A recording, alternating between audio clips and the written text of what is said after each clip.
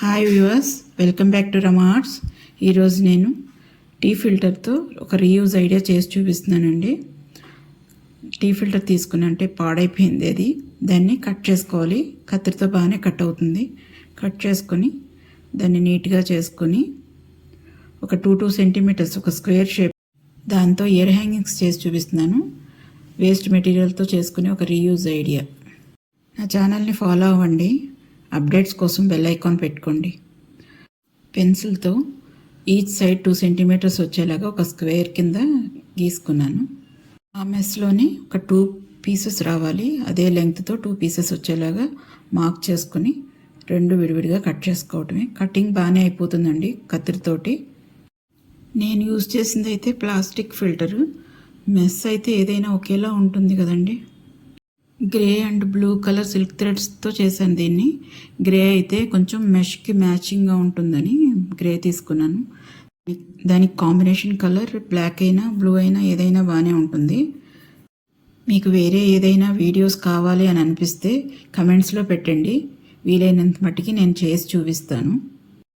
6 lines grey colour, 6 lines blue colour silk threads తీసుకున్నాను. 30 centimetre each వచ్చేలాగా. అవి రెండింటిని కలిపి నాట్ వేసుకోవాలి. విడివిడిగా పట్టుకుని వేలు మధ్యలో పెట్టుకుని అలా ఒక నాట్ వేసుకోవాలి. రెండింటిని విడిగా తీసుకొని 2 వైపులా మెల్ తిప్పుకుంటూ ఉండాలి. కొంచెం ఎక్కువ మెల్ తిప్పాక మధ్యలోకి అలా పట్టుకొని దాన్ని అలా వదిలేస్తే మెల్ తిరిగిపోతుంది. ఎండ్ వదిలేయకుండా గ్లూ పెట్టుకుని అంటించేసుకోవాలి. తర్వాత మెష్కి 4 సైడ్స్ గమ్ రాసుకొని ఆ మెల్ తిప్పిన సిల్క్ థ్రెడ్ని అంటించుకోవాలి. ఎడ్జ్లో కరెక్ట్గా ఎండ్లో రావాలి. ఆ షార్ప్నెస్ కూడా మనకి అనిపించదు అప్పుడు ఎండ్లో పెడితే. అది 30 సెంటీమీటర్స్ పెట్టాను కదండి థ్రెడ్స్. 2 రోస్ వస్తుంది, ఇంకా మిగిలిపోతుంది కూడా, సరిపోతుంది అలాగా. తర్వాత ఇంకొక రో కూడా గ్లూ రాసుకొని చూపిస్తున్నాను కదా వీడియోలో, అలా 2వ రోను కూడా అంటించేసుకోవాలి. కొంచెం సేపు దాన్ని అలా వదిలేస్తే గ్లూ ఆరిపోతుంది. ఆరాక 50 ఈచ్ కలర్ థ్రెడ్స్ తీసుకోవాలి. అది టాసిల్స్ సరిపడేంత పొడుగు, ఎక్కువ ఉన్న కొంచెం ఎక్కువే ఉంచుకుంటే మనం నీట్గా చివర్లు కట్ చేసుకోవడానికి వీలుగా ఉంటుందన్నమాట. ఒక థ్రెడ్ తీసుకుని నాట్ వేసుకోవాలి. అవి అటు ఇటు కదలకుండా ఉండటం కోసం ఒక నాట్ వేసుకుంటే సరిపోతుంది.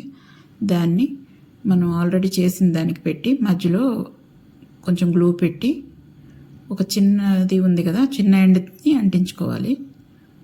తర్వాత ఇంకొక పెద్దది ఉంది కదా పొడుగ్గా ఉన్న థ్రెడ్ని రొటేట్ చేసుకోవాలి, దాని చుట్టూ తిప్పుకోవాలి. గ్లూ పెట్టుకుంటూ రొటేట్ చేసుకుంటూ ఉండాలి. అది ఒక 3 టర్న్స్ చేసుకుని గ్లూతో అంటించేసుకోవాలి.